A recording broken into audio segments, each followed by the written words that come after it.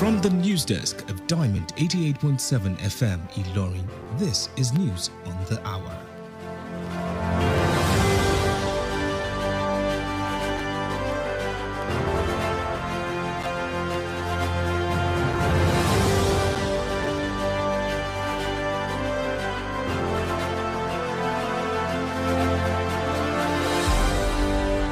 In the headlines, Nigeria's First Lady hails Nigerian workers. NLC TUC lament rising insecurity, poverty on Workers' Day. President Tinubu appoints Lanre Babalola as special advisor on power. INEC states David Mark led ADC leadership after Supreme Court ruling. Moving on to the foreigns in Brazil, Congress approved a plan to drastically cut Bolsonaro's jail term. Moving on to the world of sport, CAF confirms Ikene as venue for Falconet World Cup qualifying match against Malawi. Good afternoon and thanks for joining us for the news on the hour at Diamond 887 FM, Ilorin, Kwara State, Nigeria. I am Precious AFOLABI D. We'll bring you details of the news after this short break. Please, we'll be right back. Wait, he's from our tribe and we have the same religion, so we have to protect our own. Our tribe isn't corrupt. I beg you, leave him now, our Peking. Wait, stop and think.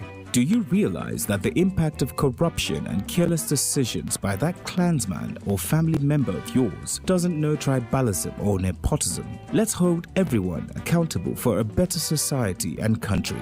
If you see something, say something to the right authorities. This message is reaching you from Diamond 88.7 FM, Ilorin.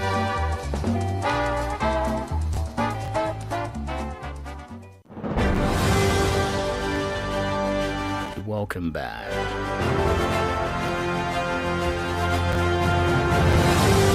Please do note that you can join us via website www.diamondfm.net, Facebook Diamond 887FM. You can also download our app on Google Play Store at Diamond 887FM. Now the news in detail.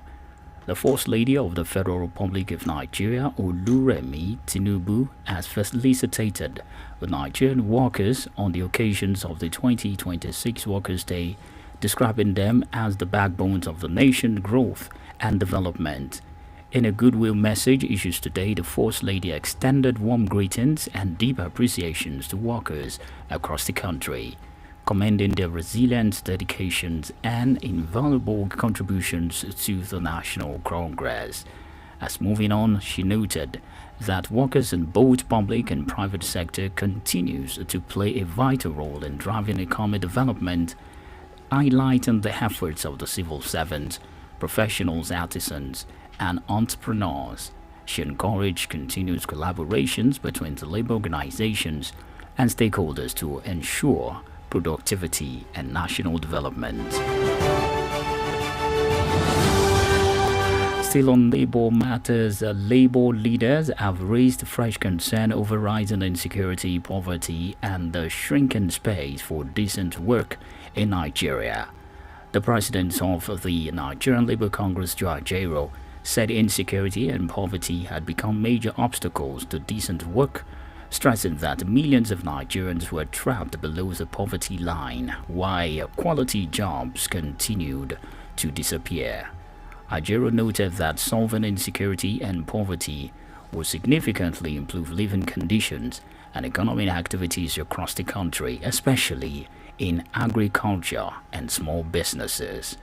The president of the Trade Unit Congress, Festus Osifo, called for stronger solidarity among workers and stakeholders to combat poverty and insecurity. He said decent work remains non-negotiable for Nigerian workers and urged greater cooperation towards improving working conditions nationwide. President Bola Ahmed Tinubu has appointed Mr. Ridwan Lanre Babalola as special advisor on power and chairman of Presidential Task Force on Power Sector Reset and Restoration. The appointment of Babalola was conveyed in a statement signed by the presidential spokesperson Bayo Ononuga. The statement noted that the Presidential Task Force will operate under a direct presidential mandate as a high-level, delivery-focused vehicle to restore discipline, efficiency, and commercial viability across the power sector, while ensuring effective coordination among relevant ministry departments and agencies. The task force mandate, according to Ononuga, includes driving a comprehensive system reset of the electricity sector. Moving on from the presidency, the presidential communication team has commenced an inspection tour of key federal government projects in the Northwest. The team, led by the Special Advisor to the President on Information and Strategy, Bayo Ononuga, undertook the tour in collaborations with the Renewed Hope Ambassador, beginning with the completed stretch from Zuba in the Federal Capital Territory FCT to Jere in Kaduna State. Speaking during the inspection, Ononuga said the exercise was designed to assess project quality, ensure compliance with specifications, and showcase the administration's achievements. Ononuga noted that the project reflects the administration's commitment to modernizing Nigeria transport infrastructure through durable and cost-effective engineering solutions. The Independent National Electoral Commission (INEC) has revised its official database, restoring Senator David Mark as national chairman of the African Democratic Congress (ADC), and reinstating other principal figures within the party's national committee. The reviews of the Commission's website confirms the updated leadership structure of ADC, listing Mark as chairman of the former Osun State Governor Rauf Aregbesola as National Secretary. Also reinstated are Mani Ahmed as National Treasurer, Akibu Dalatu as the National Financial Secretary, and Professor Osiemen Osubo as the National Legal Advisor.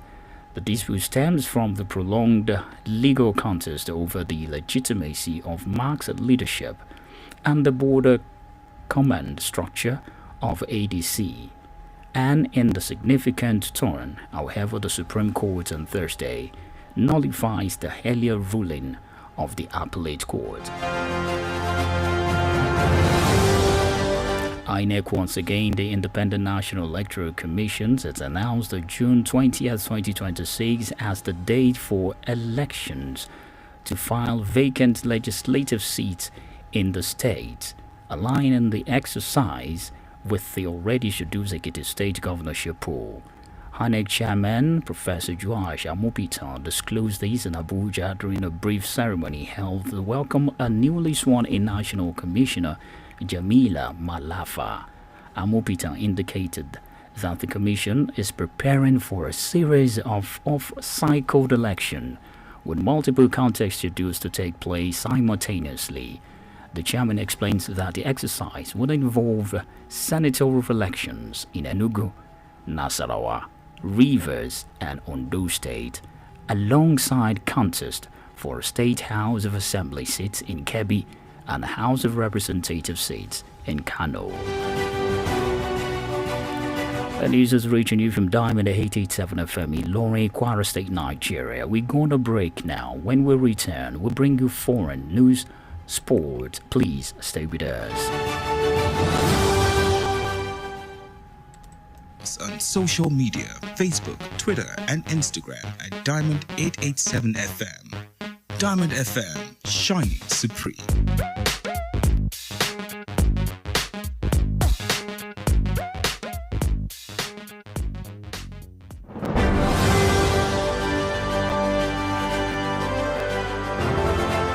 Welcome back, and glad to know you're still there and listening to the news on the hour, reaching you from Diamond 887 FM, Ilorin, Kwara State, Nigeria. Now we move to the foreign scene. The foreign scene today, Brazil Congress has overturned a veto of a bill that will drastically reduce the former President João Bolsonaro's prison sentence for plotting a coup after he lost the last election. Last year, Bolsonaro was sentenced to 27 years in jail for his attempts to cling to power after losing the 2022 elections to lose Inácio Lula da Silva.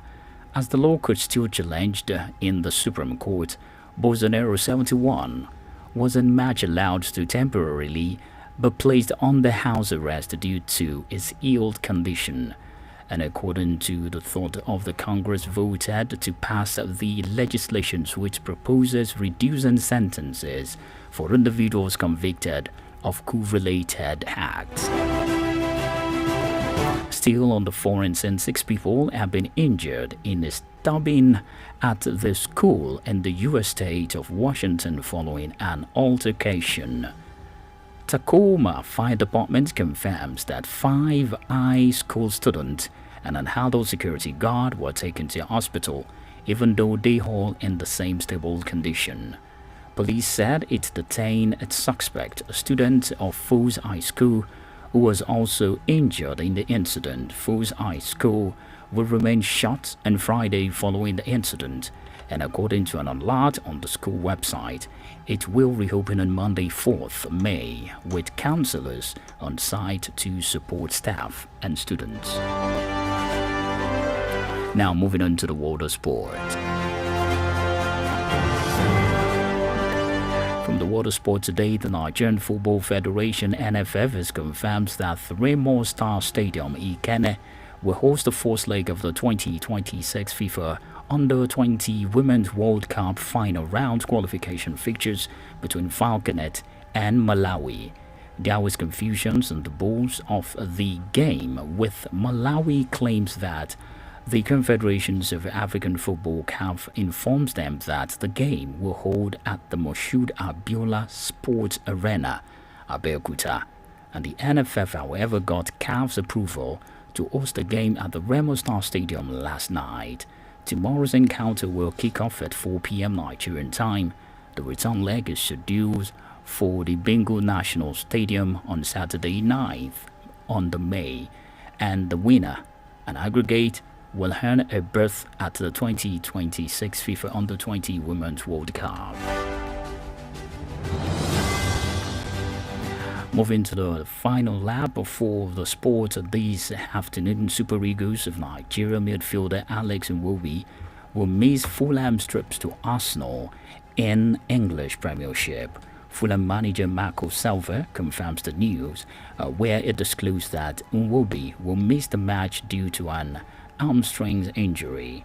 Nwobi sustains the injury during Fulham's 0-0 draw against Brentford 2 weeks ago. The versatile midfielder missed the white 1-0 victory over Aston Villa at the Craven Cottage last weekend. Silva confirms Nwobi is not available to face former club. The 29-year-old has registered 4 goals and 3 assists in 27 league appearances for the White this season. And with that, we have come to the end of the news on the hour, but before we go, here is the recap of the major highlights.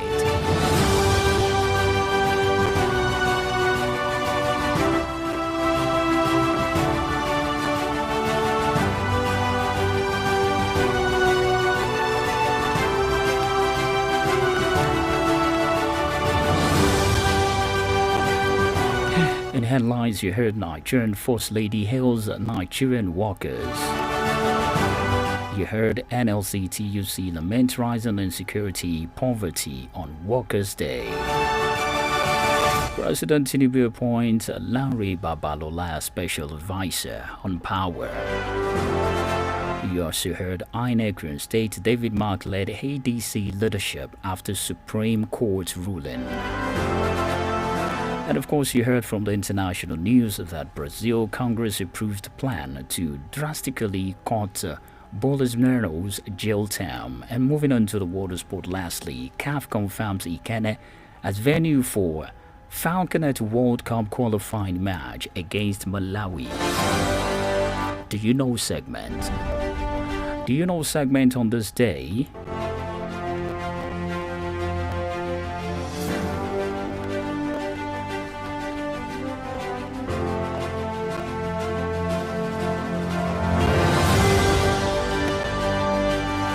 On this day in 1962, a state of emergency was declared in the western region by federal government led by Tafawa Balewa. And if you don't know, now you know. The news on the hour was edited by Abiodun Akinwumi, and I am Precious AFOLABI D. Many thanks for listening to your Shining Supreme stations. Please do note that the Yoruba version of the news will be coming in a while.